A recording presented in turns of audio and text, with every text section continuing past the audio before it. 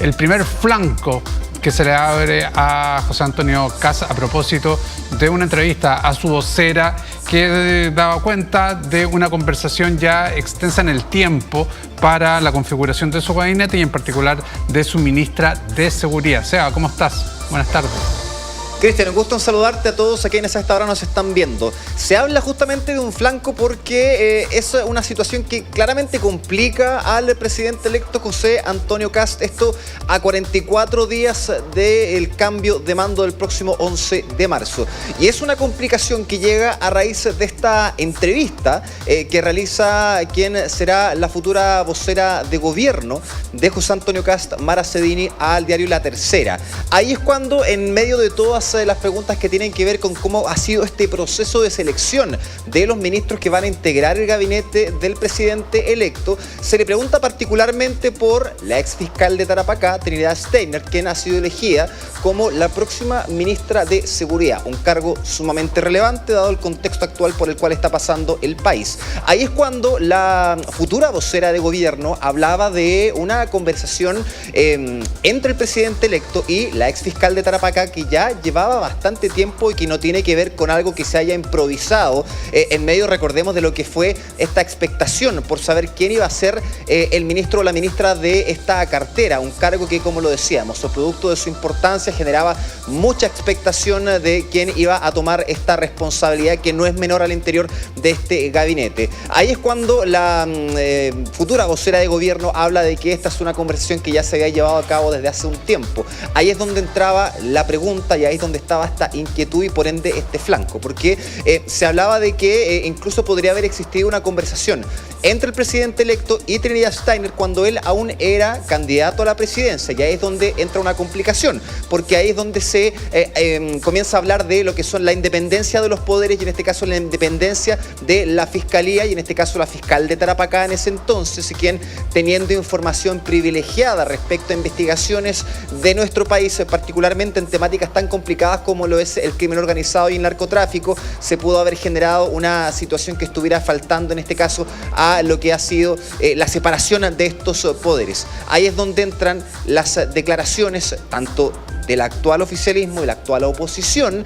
donde se habla también de un hecho, particularmente si tomamos las palabras del oficialismo, en el cual se tenía que aclarar justamente desde hace cuánto que se estaba conversando entre ambas personas, y se hablaba también de la importancia de poder relevar y de poder también fortalecer la independencia de los poderes. Hablo algo a lo que también hizo referencia, por ejemplo, la ex candidata presidencial y ex ministra del Interior, Carolina Toa, y por otro lado, por cierto, la respuesta de personeros de la derecha de la actual oposición, que hablaban también de una polémica que no iba mucho al caso y que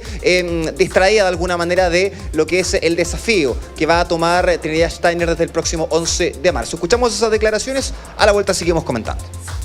Yo entiendo que hay un interés de la opinión pública y un interés periodístico sobre esta materia, pero creo que corresponde al gobierno entrante aclarar cuál es la versión final respecto a este nombramiento y no al Ejecutivo. Y lo que tenemos que acá tener que fortalecer es la autonomía de la Fiscalía, del Ministerio Público, y al parecer esa autonomía estaría en juicio en la medida en que una autoridad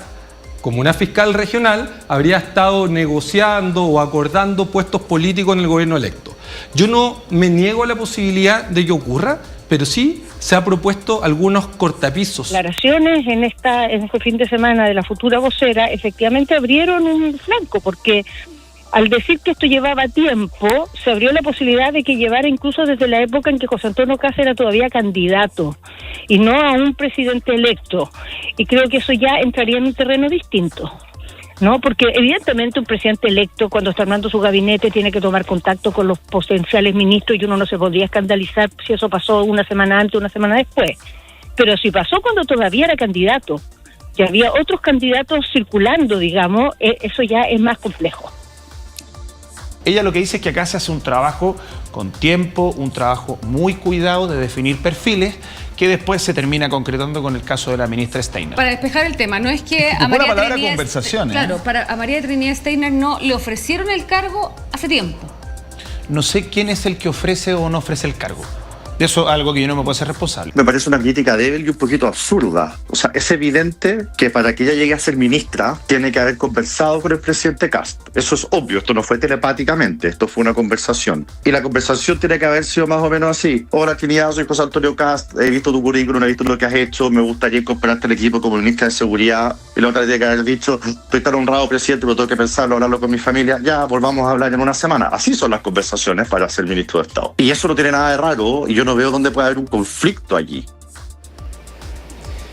Claro, lo que dice ahí el diputado Ramírez habla, Cristian, de lo que significa el sentido común, porque obviamente cuando una persona, un candidato, sale elegido o electo como presidente, claramente tiene que iniciar conversaciones con quienes son para él, o para ella, en este caso para él, particularmente para José Antonio Kast, la persona más idónea para poder entrar a un cargo dentro de su gabinete ministerial. Eso no está en duda y lo que parece raro no es precisamente eso, sino que todo esto cobra cierto matiz extraño cuando la misma futura vocera de gobierno, Mara Sedini, habla de que esta es una conversación que llevaba bastante tiempo, sin hablar en detalle de cuánto tiempo, hace cuántos días, semanas se había conversado entre José Antonio Kast y Trinidad Steiner. Por eso es que llamaba la atención sus declaraciones durante esta entrevista que realiza este pasado fin de semana al diario La Tercera. Por eso tuvo en este caso el equipo del gabinete ministerial de José Antonio Kast que acudir al control de daños, y acá quienes hablaron en medio de lo que fue su asistencia a Contraloría. Recordemos que se encontraban los ministros, próximos ministros de José Antonio Kast en las dependencias de la Contraloría General de la República, realizando esta especie de capacitación que comandaba la misma Contralora Dorothy Pérez, y a raíz de eso entonces, y en medio de lo que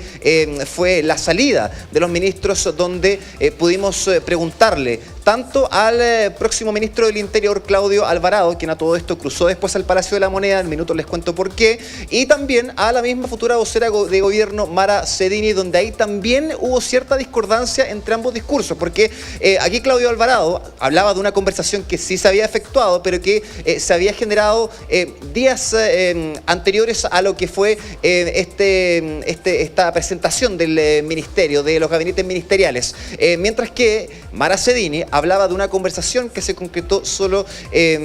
o mejor dicho, en este caso lo que había hecho Claudio Alvarado es que esta conversación se había llevado a cabo horas antes, y Mara Sedini hablaba de una conversación que se había hecho días antes de lo que fue el anuncio del presidente electo. Escuchemos ambas declaraciones, donde también se habla también de esta discordancia que existe en los discursos de quienes van a formar parte del gabinete ministerial del presidente electo. Escuchemos.